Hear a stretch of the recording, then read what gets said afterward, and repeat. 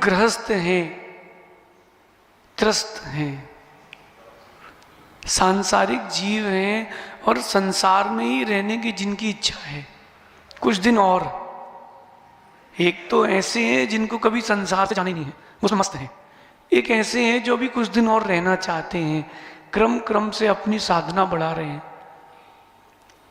और कुछ ऐसे हैं जो पूर्ण रूप से विरक्त नहीं है, और कुछ ऐसे भी हैं जो विरक्त हैं।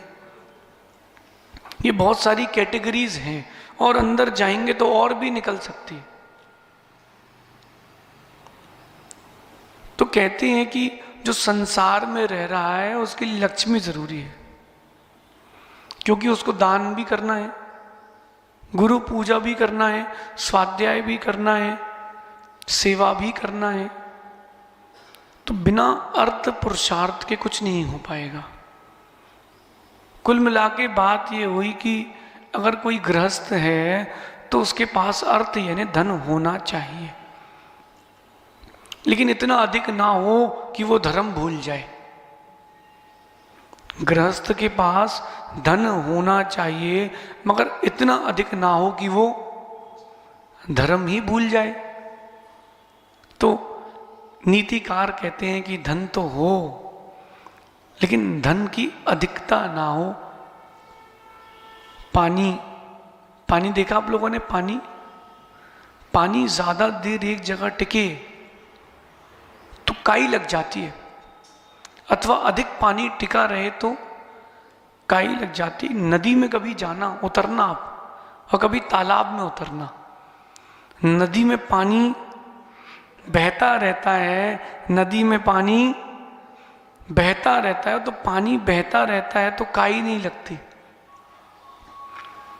नदी में जहां चलते हैं अपन वहां काई नहीं मिलती, वहां मिट्टी मिलते, पत्थर मिलते हैं। जहां नदी में पानी रुकता है वहां पर काई हो जाती है। ऐसे ही धन आपने कमाया है और दान किया है, उसका उपभोग कर लिया है तो काई नहीं लगती और रखे रखे सब सड़ जाता है। सिद्धांत कहता है कि दान की परिभाषा क्या है? संक्षेप से दान की परिभाषा क्या है? जो कमाए धन का प्रायश्चित है वो दान है।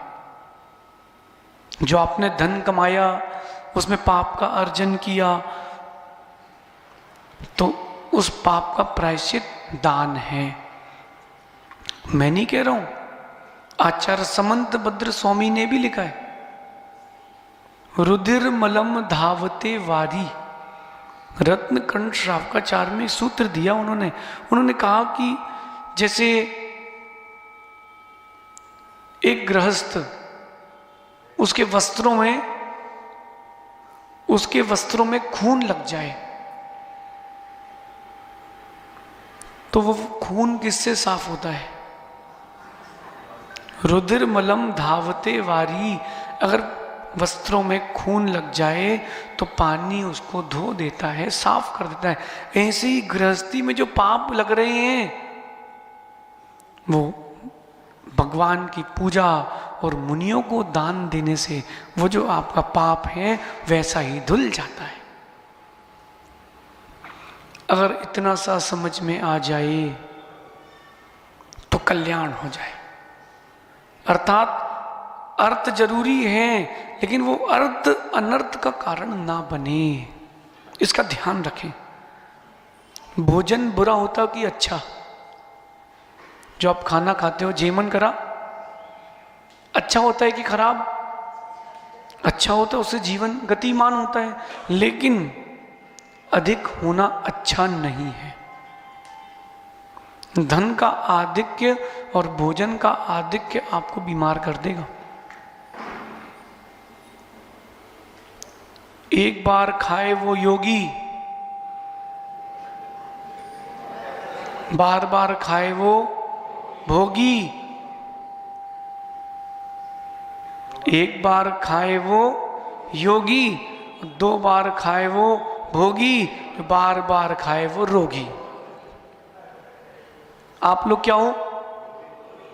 भोगी हो, रोगी हो कि योगी हो? हम तो योगी हैं। आप लोग बोलो ना, भोगी हो कि रोगी हो? जो रोगी है वो भोगी से बड़ा है। आप लोग क्या हो? बोले हम लोग तो भोगी नहीं, रोगी हैं। जो रोगी है वो भोगी तो है ही। जिन्नू भी रोगी हो कि भोगी? रोगी हो। योगी बनना है, पुरुषार्थ करो। प्रबल पुरुषार्थ की आवश्यकता है। और अंदर चलते हैं, विषय पर आते हैं। दो प्रकार की लक्ष्मी श्री जिन शासन में इसका वर्णन है, रत्नकंड श्रावकाचार में भगवान समंत बद्ध स्वामी कहते हैं नमः श्री वर्धमानाय, नमः श्री वर्धमानाय। जिनकी श्री वर्धमान हो रही है। कौन सी श्री? अंतरंग बहिरंग श्री। एक तो बहिरंग श्री उनका वैभव। समूह शरण को क्या समझते हो आप? सामान्य चीज है। आपके घर में मार्बल लग जाए तो आदमी बोलता हमारे घर की डिजाइन देखने आना। समूह शरण आपका घर कितने स्क्वायर फीट का है भैया? राकेश भाई आपका घर कितने स्क्वायर फीट का है? पूछ रहा हूं, बताओ ना। 1100। भगवान आदिनाथ का समूह शरण 144 किलोमीटर का था, जहां बैठ के वो प्रवचन करते थे। कितना? 112 योजन का था। सोचो सोचो, उनका महल 84 खंड का महल था। एक खंड कितने फीट का था? भगवान की अवगाहना 500 धनुष की। 500 धनुष यानी 3000 फीट। तो एक अप्रोक्सीमेट डॉक्टर साहब दुगना तो लोगे ही नहीं लोगे हाइट का। आप भी 6 फीट के हो तो 11 फीट का रखते हो घर। तो भगवान के घर का एक फ्लोर 6000 फीट का एक फ्लोर है। ऐसे 84 खंड हैं। तो जब इतना बड़ा है तो छोटा तो होगा नहीं। फिर भरत चक्रवर्ती पर आओ, भगवान शांतिनाथ के पास आओ, 96,000 रानियां, तो उनके ऐसे 96,000 महल। ये बहिरंग श्री भगवान की तीर्थंकर बनने के पहले की और तीर्थंकर के बनने के बाद भी पुण्य है तो श्री साथ में रहती है। तो भगवान की कितनी बड़ी श्री।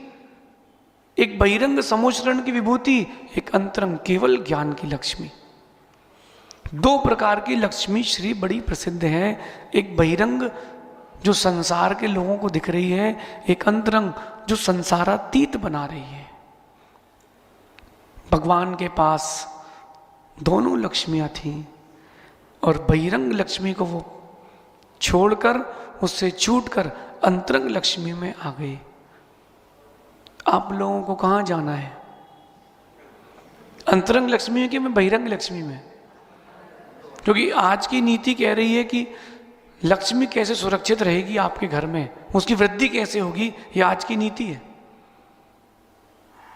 बताऊं क्या? जो लोग यहां सुन रहे हैं वो बहुत इंटरेस्टेड हैं, और जो वहां सुन रहे हैं परोक्ष में, लाइव में, वो सोच रहे हैं कि महाराज जी जल्दी बताओ, कोई मंत्र हो तो बताओ, हम लोग सब काम छोड़ के मंत्र फेरेंगे। हर माला में एक गड्डी गिरे। लेकिन माला फेरने से गड्डी नहीं आएगी। प्रभु की भक्ति करना सब कुछ आएगा। भगवान की भक्ति करोगे, अंतरंग बहिरंग दोनों लक्ष्मियां मिलेंगी। चलिए प्रारंभ करते हैं। अंतरंग लक्ष्मी जो है वो केवल ज्ञान की लक्ष्मी शुक्ल ध्यान धर्म ध्यान से मिलती है, बिना उसके नहीं मिलेगी। शुक्ल ध्यान धर्म ध्यान से अंतरंग लक्ष्मी मिलती है। ये बहिरंग लक्ष्मी की सुरक्षा कैसे होगी, इसको भी समझ लेते हैं। इसको भी समझ लेते हैं। ये बहिरंग लक्ष्मी की कैसे सुरक्षा होगी? क्योंकि आप गृहस्थ हो। गृहस्थ के लिए अनिवार्य तो नहीं लेकिन आवश्यक है पैसा होना। अतिथि संविभाग कैसा करेगा? देखो मेरा तो ये मानना है अप्रमित सागर जी, जो व्यक्ति गुरुओं की आहारचर्या या सेवा आदि में या भगवान के मंदिर के निर्माण में, श्री जी की स्थापना में, जिनवाणी के प्रकाशन में पैसा खर्च नहीं करता, वो दरिद्री है, गरीब है। एक गरीब वो है जो मंदिर के बाहर बैठ के भीख मांग रहा है, और एक गरीब वो है जो मंदिर के अंदर आके भीख मांग रहा है, और पैसा दोनों से नहीं छूट रहा है। वो गरीबों की श्रेणी में ही आएंगे। और अमृतचंद स्वामी तो कह रहे हैं ऐसे लोग हिंसक हैं, अहिंसक नहीं है। मैं नहीं कह रहा हूं, पुरुषार्थ सिद्धि उपाय ग्रंथ है। कौन सा? पुरुषार्थ सिद्धि उपाय ग्रंथ है। अमृतचंद स्वामी ने अहिंसा की जो व्याख्या लिखी है, पढ़ो एक बार। भगवान अमृतचंद स्वामी कह रहे हैं जो दान नहीं करता, पूजन नहीं करता, इतनी सी डब्बी ला करके मंदिर की पूरी वेदियों के दर्शन कर लेता है और 2 पूजा भी हो जाएगी उसकी, ऐसे जीवों के लिए कह रहे हैं लोभी है। और लोभी है इसलिए हिंसक है, कसाय हिंसा है। सही है? मेरे से नहीं कहना, आप तो उनसे मिलना। अमृतचंद स्वामी ने कहा है, पुरुषार्थ सिद्धि उपाय ग्रंथ पढ़ लेना।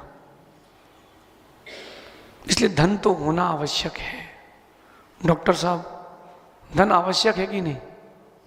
अनिवार्य नहीं है, आवश्यक तो है। अब समझते हैं जो धन व्यक्ति कमाता है, कमाने के बाद उसकी सुरक्षा कैसे होगी? एक तो आपने दान कर दिया, वो सेफ एफडी हो गया आपका, लेकिन गांधी जी उसके अलावा सुरक्षित कैसे होगा? तो यहाँ 5 उपाय बताए जा रहे हैं नीति में कि धन की सुरक्षा, लक्ष्मी आपके घर में कैसे विद्यमान रहे। बताऊं कि कल बताऊं? हाँ, कल का भरोसा नहीं, आज ही बता दो, सुरक्षा कर ही ले हम लोग। सबसे पहला और मुख्य कारण घोर परिश्रम।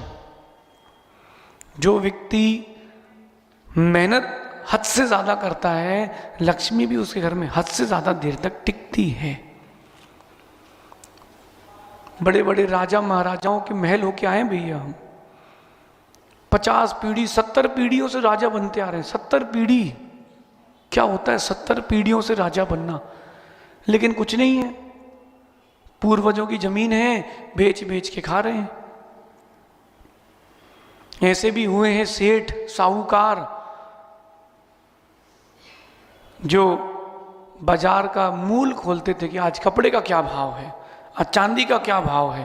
वो सेठ भाव खोलता है, अब उसके वंशज कपड़े की दुकान खोल के बैठे। क्यों? परिश्रम नहीं करते। उनके दादा महाराजा जमीन छोड़ गए, साल में 2 जमीन बेची और बढ़िया जिंदगी जी रहे।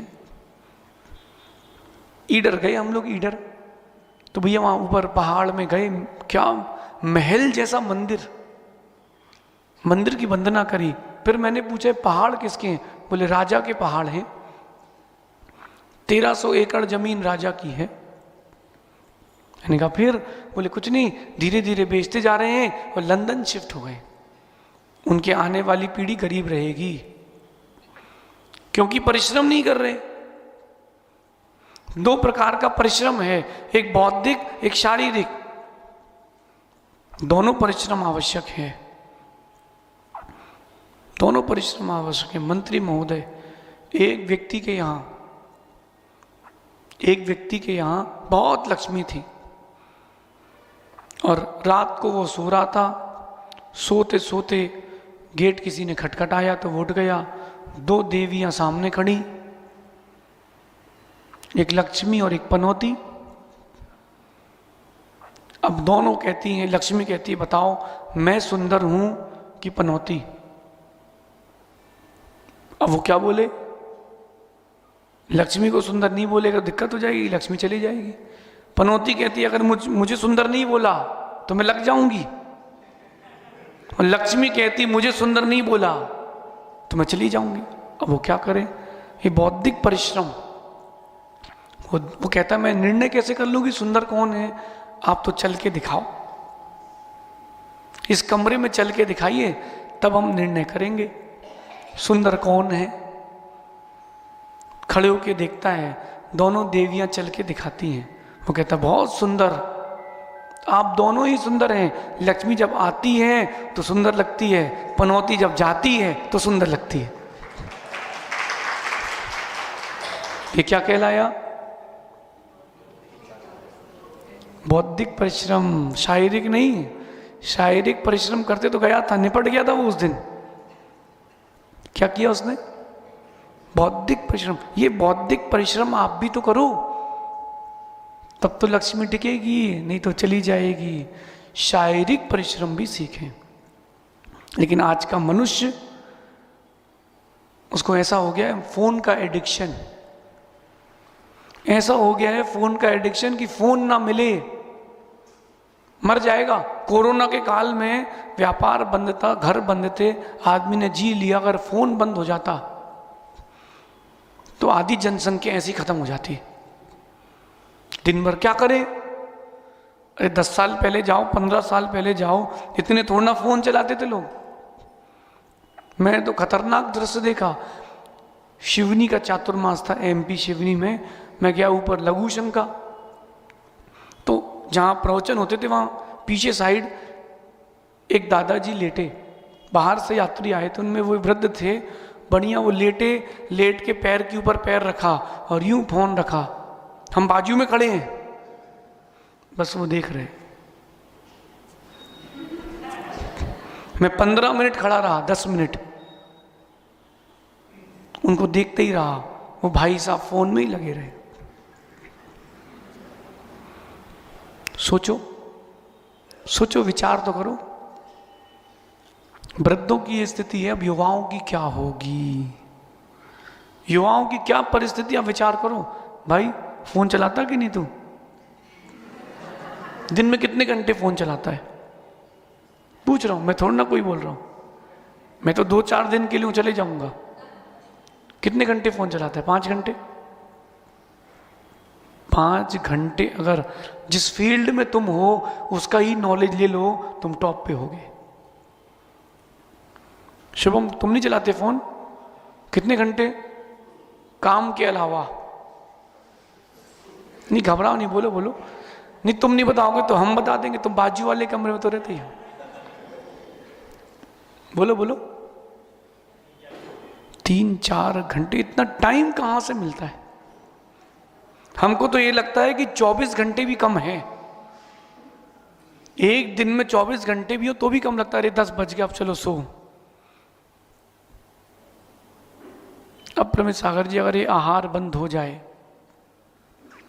तो अगर आहार बंद होगा तो 2 घंटे बचेंगे। अपन 10 बजे जाते हैं, 12 बजे तक लौटते हैं। शुद्धि करो, फिर आहार भक्ति करो, 2 घंटे ये बचेंगे। सुबह का 1 घंटा, शाम का 1 घंटा, आधा घंटा जंगल का, और दिन भर के लघु संघ का 4 घंटे बचेंगे।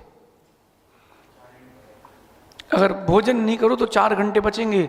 लेकिन भोजन नहीं करो तो अपन ही नहीं बचेंगे। वो भी तो देखना है ना डॉक्टर साहब, वो भी तो देखना है। मुझे तो ऐसा लगता है कि बस आंख खुले और स्वाध्याय और लेखन हो, आंख बंद हो तब स्वाध्याय और लेखन हो, उसका ही आनंद है।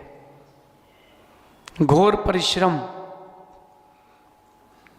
बनी इमारत को देख के शुभम दुनिया खुश होती है।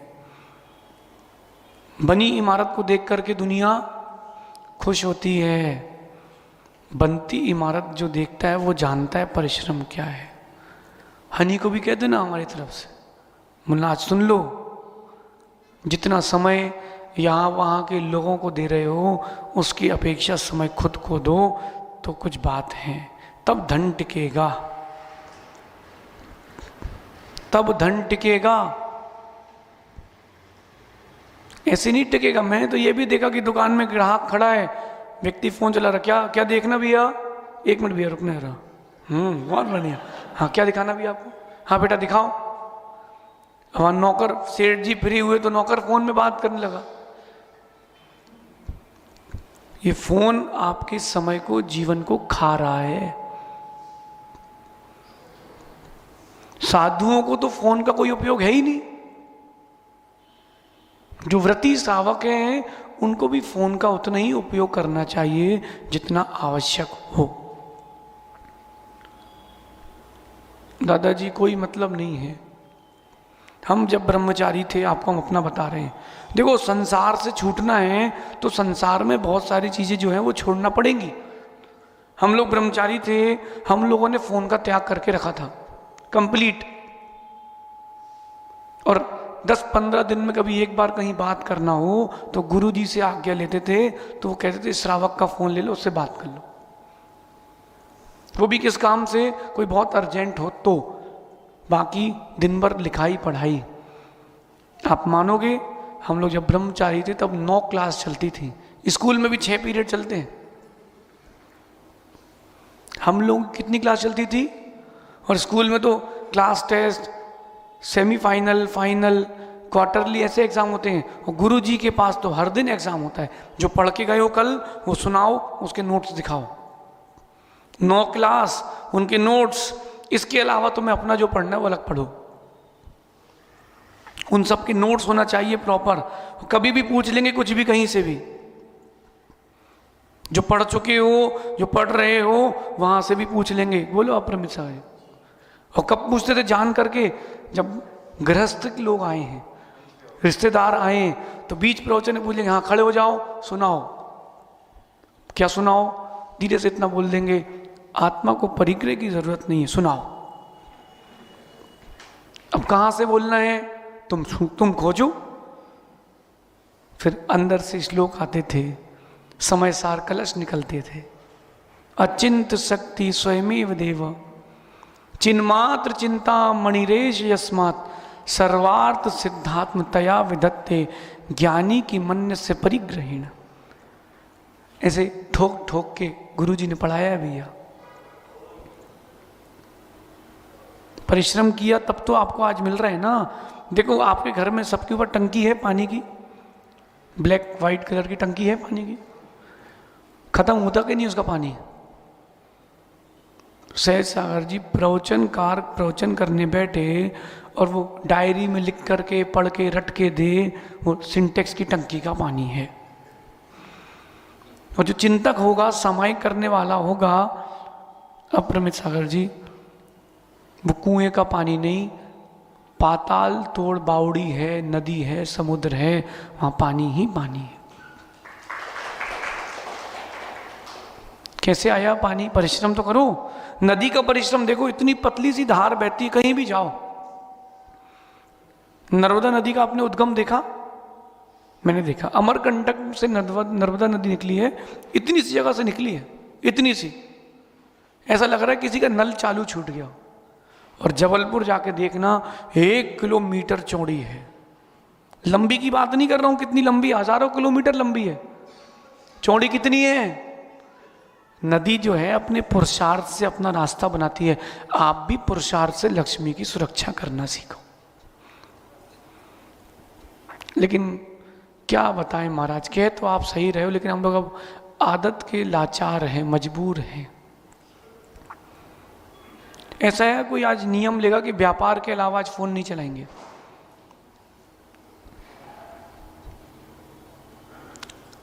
व्यापार के अलावा फोन नहीं चलाएंगे। बाप रे, एक भी हाथ नहीं उठा रहा भैया। हम रोज त्याग लिखते ना, और उस दिन कहीं मोबाइल का त्याग लिख दें कि आज व्यापार के अलावा कहीं फोन नहीं चलाना, फिर देखो क्या होगा। फिर देखो क्या होगा। क्या होगा? कोई नहीं मानेगा। बोले गुरुजी आज कठिन सा नियम है, आज हम कुछ और त्याग कर देते हैं। अच्छा एक काम करो, 1 घंटे ज्यादा नहीं चलाएंगे। कितने लोग ले सकते नियम? अब 1 2 3 4 5 10 12 हाथ उठे हैं। राकेश भाई नहीं हो पाएगा। अच्छा एक काम करो, धार्मिक क्रियाओं के अलावा और व्यापार के अलावा कुछ नहीं करना। अब बताओ हो जाएगा? नहीं हो पाएगा,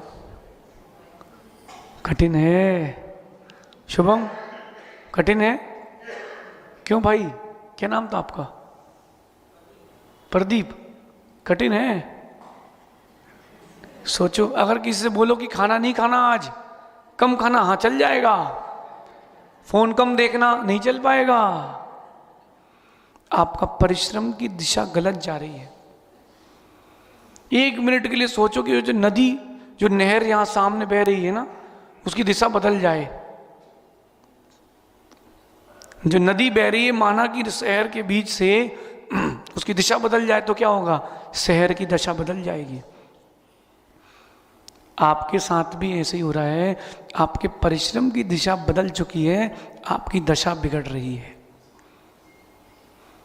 और फिर अगर साधु के पास फोन हो तो उनकी क्या दशा होगी? जो मार्गदर्शक हैं, उनको ही मार्गदर्शन की आवश्यकता पड़ जाए तो क्या होगा? ऐसे मोक्ष मार्ग में नहीं चल पाओगे जिन्नू भैया। छोड़ना पड़ेगा और छूटना पड़ेगा। ये कैमरा लगा ना, कैमरा, क्यों शुभम, कैमरा दिख रहा है? इन सबको दिख रहा है? आप लोगों को कैमरा दिख रहा है? नहीं दिख रहा? ये कैमरा देखो कितना सरल है। कैमरा रख दो स्टैंड में, बटन चालू कर दो तो चलाओ। ये लोग कहते हैं ना भाई, ई को कम करो, ये करो, वो करो, इनसे बोलना आप चलाओ, सब बराबर हो जाएगा, सब बराबर हो जाएगा। विचारणीय विषय है, चिंतन का विषय है। कहीं आप अपने परिश्रम को गलत दिशा तो नहीं दे रहे? राजेश भाई, कानू गो, अपने पुरुषार्थ को सही दिशा दो। पुरुषार्थ को सही दिशा। देखो, आप, मैं बहुत बड़ी बात कह रहा हूं, यहां व्यक्तिगत नहीं है, सामूहिक रूप से कह रहा हूं। चाहे भोजन का पुरुषार्थ हो, चाहे भाषण का पुरुषार्थ हो, चाहे व्यापार का पुरुषार्थ हो, बाहर कितना समय दे रहे हो? लक्ष्मी चली जाएगी, लक्ष्मी चली जाएगी। जिन जिन की शादी हो गई है उनसे बात करता हूं। शादी हो गई, अब शादी होने के बाद पत्नी को समय देते हो कि नहीं? नहीं दोगे, दूसरे के साथ भाग जाएगी। हाँ, सच बात है। आप व्यापार कर रहे हो, दुकान खोल रहे हो और दूसरे की दुकान पे जाके बैठ के बातें कर रहे हो, तुम्हारी दुकान बंद हो जाएगी। तुम्हारे बच्चे हैं, संतान है, तुमने अपने बच्चों को समय नहीं दिया, कोई और समय देके निकाल के ले जाएगा। सच कह रहा हूं, समय देना सीखो। आप जो काम हाथ पर लिए हो उसको समय देना सीखो। डॉक्टर साहब, पार्श्वनाथ मंदिर अपन गए थे ना, तो रोज तो वही पढ़ते हो ना आप लोग, वही मंगलाष्टक, वही अर्घ, वही सब है ना। उसको एक बार अच्छा स्टूडियो में रिकॉर्ड कर लो और बटन दबा के चालू कर लिया करो, खड़े रहा करो, स्वाहा स्वाहा करते रहा करो। अब मैंने तो एक ऐसा पंचगणक देखा, मेरा तो दिमाग खुल गया। पंडित जी बैठे गद्दी पर और उन्होंने फोन से बटन दबाई और बस पूजा चालू, पंडित जी बैठे हैं, स्वाहा स्वाहा। अरे मैंने कहा सब हाईटेक हो गया। खैर, अपने यहाँ जो पंडित जी आ रहे हैं वो ऐसे नहीं, बहुत अच्छे विद्वान हैं। भारत के मूर्धन्य विद्वानों में से अजित पंडित जी का नाम आता है, वो आपके पंचगणक में आ रहे हैं। प्रतिष्ठा हो, चाहे स्वाध्याय हो, चाहे मंत्र विधि हो, उसमें निष्णात हैं। वो बटन नहीं दबाएंगे, वो आपकी बटन दबाएंगे। वो बटन दबाने वाले अगर पंडित हो, ज़्यादा दिन तक टिकोगे नहीं। फिर आदमी बोलेगा पंडित जी दिखाना जरा, आपकी अच्छी रिकॉर्डिंग, अच्छी आवाज़ है, और आपने दे दिया, बोलेगा आप जाओ, हम बटन दबा के काम कर लेंगे, तुमको पैसा क्यों दें? पुरुषार्थ, घोर परिश्रम, पहली बात। दूसरी बात, लक्ष्मी उसके यहां ठहरती है जो छल कपट नहीं करता। पहले एक बार आपको सारे विषय बता देता हूं, फिर उसको खोल देते हैं। पहला अपन ने क्या समझा? घोर परिश्रम। दूसरा, छल कपट नहीं करना, मायाचारी नहीं करना। तीसरी बात है सज्जनों का और साधुओं का सम्मान और सेवा जहां हो, उस समाज में, उस घर में लक्ष्मी रहती है। जहां मूर्खों की पूजा हो, अज्ञानियों की सेवा हो, वहां लक्ष्मी आ भी गई धोखे से, पूर्व के पुण्य से तो ज्यादा दिन तक ठहरेगी नहीं। और कह रहे हैं जहां पर अन्न का संचित भंडार हो, बहुत सारा धान्य भरपूर रखा हो, ऐसे लोगों की यहां संपत्ति टिकती है। और सबसे मुख्य बात, जिस घर में, जिस दुकान में कलह ना होती हो, जहां पारस्पर में किसी भी प्रकार का बैर विरोध ना होता हो, उसी घर में पैसा टिकता है। खासकर पति पत्नी ना लड़े। हमसे लोग बोलते महाराज जी आप आशीर्वाद दो, घर में खूब वृद्धि हो। ऐसे हो रही वृद्धि तुम्हारे यहां, सुबह से शाम तक तुम लड़ ही रहे हो। ऐसा लगता है कि कई घर के बाहर से निकलो, आवाज आए आप लोगों को, अगर अतुल भाई किसी घर के बाहर से निकलो और पति पत्नी की लड़ने की आवाज आए, बाहर बाहर लिख देना नारकी भवन। ये तो आए हैं वहां से या जाने वाले हैं, प्रैक्टिस चल रही है। ये तो प्रैक्टिस चल रही है, वहां से इतना सीख के आ गए हैं तो वो उसका एक्सपीरियंस बता रहे हैं। अपन दूसरे बिंदु पर आज देखते हैं, छल कपट ना करें। जो छल कपट नहीं करते उनके यहां धन टिकता है। सहसागर जी, साधुता भी उसी के पास टिकती है जो छल कपट का जीवन नहीं जीते। एक होता है छल कपट ऐसा वाला, सामने वाले को पता ही नहीं चलता और आपने लूट लिया, ये ज्यादा हानिकारक है। और पीछे से आप आके बोलते हो क्या हो गया क्या हो गया। एक व्यक्ति के इनकम टैक्स की रेट डल गई, बड़ा लंबा नुकसान हो गया, फिर आके पड़ोसी पूछता भाई क्या हो गया क्या हो गया, इतनी दुखी क्यों। अरे बोले इनकम टैक्स की, अरे रे। बाद में उसने जांच पड़ताल करी, पड़ोसी ने कंप्लेंट की थी। छल कपट मायाचारी, छल कपट मायाचारी नहीं करना, इसका परिणाम बड़ा विपरीत होता है। एक व्यक्ति, कथा सुनाते हैं आपको, एक व्यक्ति दूध बेचता था, दूध, उसकी डेयरी थी, फार्म हाउस था, बढ़िया उसने दूध का विक्रय किया। उसका नाम पूरे बाजार में अच्छा बन गया कि इसके यहाँ से दूध लेना चाहिए। फिर लोगों ने पहले चेक करके लेते थे, फिर बिना चेक करके लेने लगे। अब क्या हुआ, वो तो चला गया ऊपर। अब उसके बेटे बहू ने काम संभाला, और बहू थी चालाक, बहू थी चालाक। तो बहू ने क्या किया, पानी मिलाना चालू कर दी। बोले कोई देख ही नहीं रहा, कोई पूछ ही नहीं रहा। तो बढ़िया वो जिस एक गांव से दूसरे गांव जाती थी, नदी में नाव रहती थी, बढ़िया नदी का ताजा पानी भरती थी और दूध में पानी मिला के बेचती थी। और बेच बेच के उसने पैसा जोड़ लिया।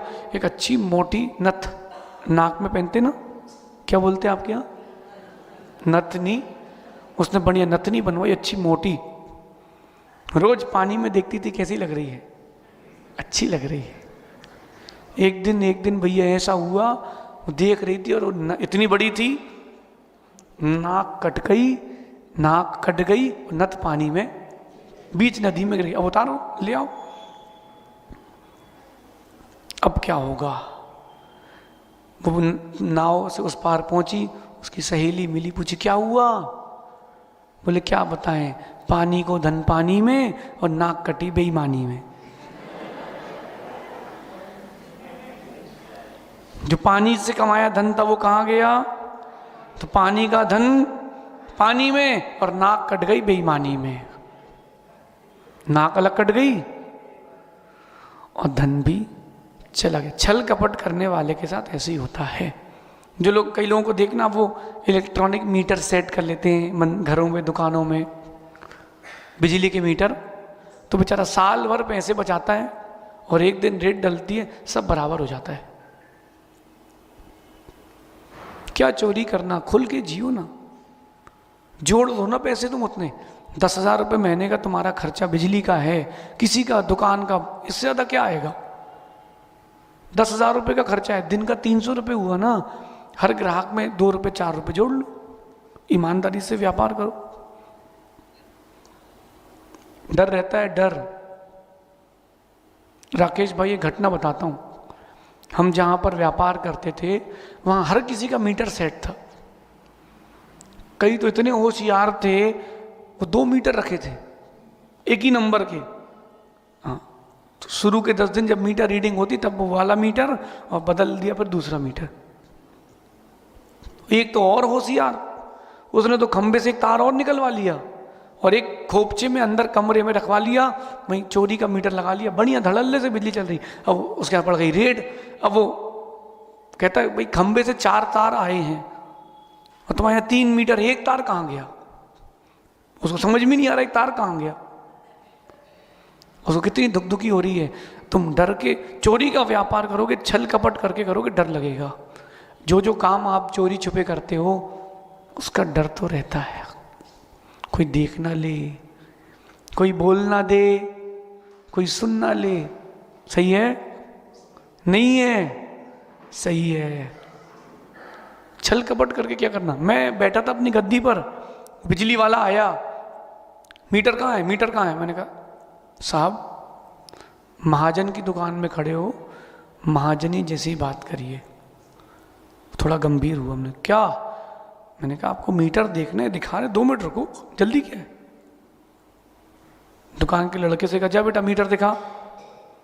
वो मीटर चेक करता है, फिर वो रीडिंग चेक करता है, ट्यूबलाइट कितने, बल्ब कितने, हेलोजेंस कितनी, उसके हिसाब से लोड कितना है। अब वो गिने। मैंने कहा सर वो पीछे एक पंखा और रखा, उसको और नोट करो। हम शाम को एक हेलोजन और लगाते हैं, वो भी नोट कर लो। अब उसने देखा कि यार ईमानदारी चल रहा है। बोले पूरे मोहल्ले में ये कहाँ से ईमानदार हो गया? तो उसने क्या किया, 1 मीटर लगाया खंबे में और 1 मीटर हमारे यहाँ दुकान पे, मतलब दोनों की रीडिंग चेक करेंगे। मैं तो जो करना सो कर, डरे वो जो चोरी करे। जो लोग छल कपट करते हैं उनके पास धन आता भी है तो चला जाता है, रुकता नहीं है। आज ग्राहक आया है, तुमने लूट लिया, कल कुछ नहीं मिलेगा। कई लोग तो ऐसे होते हैं, पड़ोसी की दुकान कहीं शिफ्ट हो जाए और ग्राहक आए, कहते वो तो मर गया, दुकान बंद हो गई उसकी, वो तो चला गया, बेच गया, दिवालिया हो गया। फिर अपना सामान बेच देते हैं। फिर उसको जब मालूम चलता है कि नहीं नहीं उसकी दुकान तो आगे शिफ्ट हो गई है, फिर वो गाली देता है, उसको हाय देता है कि झूठ बोला तुमने हमसे। ऐसे लोगों की दुकानें जल्दी बंद होंगी। जो छल कपट करके व्यापार कर रहे हैं ये लोग ज्यादा दिन तक सफल नहीं होंगे। आप लोग व्यापारी हो ना, झूठ नहीं बोलना, छल कपट नहीं करना। बोले महाराज व्यापारी नहीं कर पाएंगे, बिल्कुल नहीं घबराना, झूठ नहीं कहना। माना कि ये आपकी दुकान का सामान है, कस्टमर कह रहा है, आपने कहा 100 रुपए का, वो कह रहा 50 देंगे। ये मत कहना 70 का तो पड़ा ही है, 70 रुपए का आया है, 50 में कैसे दूंगा। झूठ नहीं बोलना। हम आपको 100 रुपए से कम में नहीं दे पाएंगे, हमको नहीं पड़ पाएगा, बात खत्म। चाहे 10 रुपए का आया हो, चाहे 90 का आया हो, झूठ तो नहीं कहा। ये हमारी प्रॉफिट ऑफ मार्जिन है, झूठ तो नहीं कहा ना। आप कहीं और देख लीजिए, इससे कम में नहीं पड़ पाएगा, बात खत्म। उससे कम में पड़ जाए बोल दो इतने का पड़ेगा। झूठ क्यों बोलो, छल कपट क्यों करो। जो लोग झूठ छल कपट से रिश्ता जोड़ते हैं, व्यापार करते हैं, वो लोग कभी बड़े नहीं बनते। छल कपट नहीं करना। और मेरा अनुभव है, जिसने कभी छल कपट किया हो, सामने वाले को जो चोट लगी है वो कर्म तुमको कई गुना वापस आके देंगे। जब तुमको जरूरत थी तो तुमको गुरुजी दिख रहे थे, 24 घंटे उनके पास घुसे रहते थे, हो ही सब कुछ है, और तुम्हारा काम निकल गया, तुमने उनकी झूठी निंदा करना चालू कर दी। अरे वो तो ऐसे ही है, क्योंकि अपन को अच्छा साबित करना है। जो किसी की निंदा कर रहा है समझ लो निंदक वही है, क्योंकि वो खुद की बड़ाई करना चाहता है। मेरा तो उन लोगों से कहना है जो दूसरों को ठग चुके हैं या ठग रहे हैं, एक दिन ध्यान रखना, कर्म किसी को नहीं छोड़ेगा। आज नहीं तो कल लौट के आएगा, तुम्हारी सच्चाई भी सामने आएगी। और जिस दिन तुम्हारी सच्चाई सामने आएगी फिर दुनिया हंसेगी कि इस समय उसने झूठ कहा था। तुमने जो जो सच भी कहा होगा वो सब झूठ माना जाएगा। किसी को ठगना नहीं, मायाचारी नहीं करना, और खासकर पुण्य आत्मा जीव के साथ। रावण चुपके से सीता का हरण करके ले गया, मायाचारी से।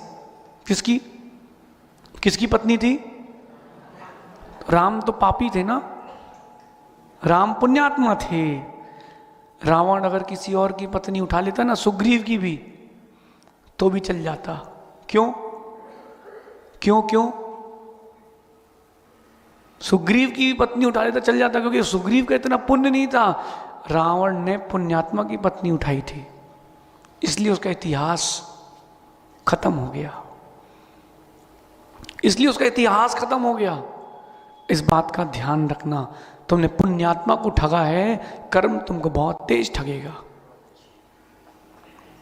मेरा मानना है तुमने जितना झूठ बोला है, प्रकृति उतना लौटाएगी तुमको वापस। अब प्रमेश सागर जी, कई लोग होते हैं छलिया, छलिया लोग होते हैं, दिन भर तुम्हारे पास रहेंगे, गुरुजी ये सिखा दो, गुरुजी ये बता दो, हमारी परिस्थिति ऐसी, हमें बचा लो, और धीरे से अपने आप को बचा लिया, फिर तुमको। ये ऐसे लोग उस चूहे के जैसे हैं। बचपन में कहानी पढ़ी थी ना अपन ने, चूहा दौड़ रहा था, एक सारस पक्षी, हंस पक्षी कहता है कहाँ जा रहे हो? बोले बिल्ली आ रही है। बोले मेरे पर के अंदर आ जाओ। उसने अपने पंख के अंदर छुपा लिया, बिल्ली चली गई, और वो कहता है चूहे से बाहर निकलो, शिकारी आ रहा है, मुझे उड़ना है। तो देखा तो उसने अंदर अंदर उसका पर काट लिया। ध्यान रखना, बोलू कि रहने दूं? ध्यान रखना, अगर तुमने किसी को ठगा है, तुम भी ठगे जाओगे। कर्म की चक्की बड़ी धीरे पीसती है, लेकिन बारीक पीसती है, बारीक पीसती है। कर्म की चक्की बारीक पीसती है। अगर तुमने किसी के साथ गलत किया है, तुम्हारे साथ भी गलत होगा ही होगा। ये किसी को हाय नहीं दे रहा हूं, ये सच बता रहा हूं। लौट के आएगा, लौट के आएगा। आपने व्यापार किया है, ठगा है किसी को, पैसा तुम्हारे पास रुकेगा नहीं, बरकत नहीं होगी, तरक्की नहीं होगी, क्योंकि उसकी हाय लगेगी ना, उसकी हाय लगेगी। क्यों? बोले मुंह से बोल के मांग लेता ना। अब प्रमेश सागर जी, अगर किसी को अलग होना हो तो बोल के अलग हो जाए ना, कि हमें अब आपसे संबंध नहीं रखना। पीठ पीछे वो जो मायाचारी करते हैं, ऐसे लोगों से बड़ी पीड़ा होती है। ऐसे लोग जीवन भर दुखी रहेंगे। डॉक्टर के पास जाएंगे, वो उसको ठगेगा, व्यापार करेंगे, लोग उसके पैसे खाएंगे, और एक दिन ऐसा आएगा दवाई भी खाएगा तो वो जहर का काम करेगी। कई लोगों को देखना, दवाई खाते ना रिएक्शन हो जाता है, ऐसे लोगों के साथ ऐसा ही होगा। बड़ी परिस्थितियां विपरीत आएंगी, समझ जाओ। और अगर किसी के साथ मायाचारी की हो, ठगा हो, तो उससे क्षमा मांग लेना। क्षमा में बहुत ताकत होती है, क्षमा में बहुत ताकत होती है। आचार्य कहते हैं क्षमया क्षीयते कर्मम, क्षमा करने से, क्षमा मांगने से कर्मों का क्षय होता है। कितने लोगों को चाहिए कि लक्ष्मी उसके घर में टिके? अतुल भाई, चाहिए कि लक्ष्मी तो टिके कम से कम? तो छल कपट कभी मत करना, सामने स्पष्ट बोल देना। स्पष्टवादी व्यक्ति कभी मायाचारी नहीं करता, भले ही कम लोग हों उसके साथ, लेकिन कोई मायाचारी नहीं करता। शुभम बेटा, हम स्पष्टवादी हैं, हमें कम लोग पसंद है, लेकिन अच्छे लोग पसंद। गुरुजी से कुछ बोल रहे हैं और गुरुजी के पीछे कुछ और कर रहे हैं, ऐसे लोग पसंद नहीं हमें। स्ट्रेट फॉरवर्ड रहो, ज़्यादा अच्छा है, ज़्यादा अच्छा है। जिन्हों भी अपने जीवन में स्पष्टवादिता रखना, लेकिन इसका भी ध्यान रखना कि अपना नुकसान ना हो जाए। इतना भी स्पष्टवादी मत बनना कि अपना ही नुकसान हो जाए। अब प्रमित सागर, छल कपट नहीं करना, स्ट्रेट फॉरवर्ड रहना, लेकिन अपना नुकसान ना हो, इसका भी ध्यान रखना। नहीं तो लोग तो मौका ढूंढ ही रहे हैं कि तुम मौका ऐसा दो कि ठगे जाओ। बात समझ में आ रही है आप लोगों को? नहीं आ रही? सुनाई दे रहा है अभी, तो अभी सुनाई दे रहा है, अंदर नहीं आया। अगर अंदर आ जाएगा तो फिर इनके कबर्ड से, इनके जीन्स से, इनके पर्स से पैसे गायब नहीं होंगे। और ये लोग अगर ईमानदारी से दे देंगे तो क्यों निकालेंगे? डॉक्टर साहब देते नहीं हो तो निकाल लिए जाते हैं। दे दो ना अच्छे से, क्योंकि ध्यान रखना, दिया है आपने तो मौके वक्त पर ये वापस भी करते हैं आपको। छल कपट कभी मत करना। छल कपट किया है आपने, बहुत बड़ा नुकसान किया है। लक्ष्मी वहां नहीं टिकेगी, लक्ष्मी वहां नहीं टिकेगी। आप जानो ना जानो, बताओ ना बताओ, लक्ष्मी को सब पता है। सहज सागर जी, सहज रहना, लेकिन एक बात और ध्यान रखना, स्ट्रेट फॉरवर्ड रहना, सब चीजें मत कह देना, मायाचारी मत करना, सरल रहना, लेकिन तुम्हारी सरलता का कोई उपयोग ना कर पाए, एक ही व्यक्ति दोबारा धोखा ना दे पाए। तुम्हारी सरलता का कोई उपयोग, दुरुपयोग ना हो, सरल रहो, लेकिन कोई तुम्हारी सरलता का दुरुपयोग ना कर पाए। शुभम बेटा, हम सबके बारे में सब जानते, कहते नहीं हैं। जानते तो हैं हम, कहते नहीं है। क्यों? ठीक है, तू ही सच बता दे, वरना हम तो सच जानते ही हैं। और अपने सागर जी, अपना भाग इतना तेज है कि किसी की भी इंफॉर्मेशन हो अपने पास चल के आती है। नहीं आती? आती है, चल के आती है। जीपीआरएस लगा है, चल के आती है। जैसे हम कहीं नई समाज में जाते हैं ना, तो लोग हमें मिलते हैं कि वो व्यक्ति ऐसा है, ये व्यक्ति ऐसा है, इससे बात मत करो, इनके यहाँ आहार पे मत जाओ। अरे मैंने कहा भाई क्यों नहीं जाऊँ? पुरानी घटना हो गई, मैं एक जगह आहार पे गया, वो जो व्यवस्थापक थे चातुर्मास का, वो तो रूठ गया भैया। बोले आपने गलत कर दिया। अच्छा, मैंने कहा क्या कर दिया भाई? बोले उसके यहाँ कैसे आहार करने का, वो मेरा शत्रु है। तेरा शत्रु है कि मेरा शत्रु है? मैंने कहा शत्रु मित्र तेरा है, मेरा नहीं है। हम तो साधु हैं, हमारे लिए 5 उंगलियां बराबर है। छल कपट नहीं सीखना। छल कपट नहीं करोगे तो धन टिकेगा। पानी को धन पानी में, और नाक कटी, बोलो ना, बेईमानी में। जो लोग छल कपट करते हैं ना, उनके साथ एक दिन स्वयं बुरा होता ही है। बताऊं ये कहानी और सुनाऊं? गुरुजी सुनाते थे कहानी, आपको सुनाए थे। एक घर में 3 प्राणी रहते थे, पति, पत्नी और उनकी सास है ना, उसकी माँ, बेटे की माँ। और बहू को सास सुहाए ना। सास अच्छी शांत, लेकिन सुहाए नहीं। कुछ लोगों का स्वभाव होता है ना, वो बिना परेशान करे नहीं मानते। कुछ लोग ऐसे भी होते हैं, वो बहुत सेवा भावी होते हैं। आप कौन सी कैटेगरी में उसका लगा लेना। अच्छे हो, सेवा भावी हो तो आपकी प्रशंसा है, और नहीं हो तो सुनो। बहू कहती पेट दुख रहा है, डॉक्टर को दिखाया, 15 डॉक्टर को दिखाया, बोले पेट दुख रहा है, पेट दुख रहा है। अब पेट में क्या थर्मामीटर नहीं लगता ना डॉक्टर साहब? स्कूल से छुट्टी चाहिए हो तो सर पेट दुख रहा है। अब पेट में क्या दुख रहा है? नल सूजे हैं, एसिडिटी हो गई है, गोला ऊपर, कुछ पता ही नहीं, अपच हो गई, तो पेट दुख रहा है। तो एक दिन वो सोते सोते रात को 2 बजे उठी, कहती सुनो सुनो, मुझे सपना आया है कि अगर परसों के दिन तुम्हारी माँ सिर टकला कराए और मुंह काला कराए, और मैं उसको सुबह सुबह 5 बजे देख लूं, मैं ठीक हो जाऊं। लड़का बोला इतनी सी बात, परसों हो जाएगा। अब उसका पेट दर्द तो ठीक हो गया, सोचते ही सोचते इंतजार कर रही, नींद ही नहीं आ रही उसको। तो क्यों? कब देखने मिलेगी टकली सास मुंह काला करके?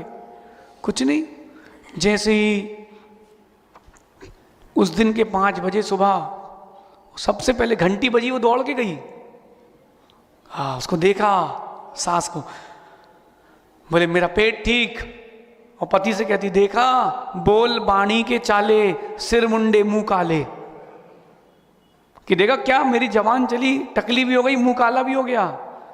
तो फिर वो धीरे से पुरुष कहता है, स्त्री ने क्या बोला? देखो बोल बाणी के चाले, सिर मुंडे मुंह काले। पति कहता है देखो मर्दों की फेरी, अम्मा मेरी है कि तेरी। तो उसने धीरे से फोन लगाया, सासू माँ आप तो बिना बताए आना तो ही ठीक हो पाएगा, टोटका है। सासू माँ टकली हो कि मुंह काला करके उसकी आ गई है ने, उसी की माँ। छल कपट करने वाले के साथ ऐसे ही होता है, जो दूसरे का मुंह काला कराए। अब वो रो रही, अब सिर दर्द हो रहा है, अब बोले अब तू कर सिर दर्द। आया समझ में? मायाचारी वाले के साथ ऐसा होता है। मायाचारी नहीं करना। मायाचारी करोगे ना आपके परिजन रहना पसंद करेंगे ना लक्ष्मी। इसलिए आप सभी धन की रक्षा चाहते हैं तो इन दो बिंदुओं पे आज चर्चा की, कल बाकी पे चर्चा करेंगे। घोर परिश्रम और छल कपट नहीं करना। घोर परिश्रम करना, छल कपट नहीं करना, तब आपकी विशुद्धि जारी है, वरना विशुद्धि जा रही है। आप सभी अपनी विशुद्धि जारी रखें, विशुद्धि जाए ना दें। शेष आगे चर्चा करेंगे। भगवान महावीर स्वामी की, आचार्य भगवान गुरुवर विशुद्ध सागर जी महाराज की जय। जिनेंद्र भाइयों और बहनों, बहुत सुंदर लक्ष्मी जी की वैल्यू सिखाई है महाराज जी ने, और बताया है कि कैसे लक्ष्मी को प्राप्त किया जाए।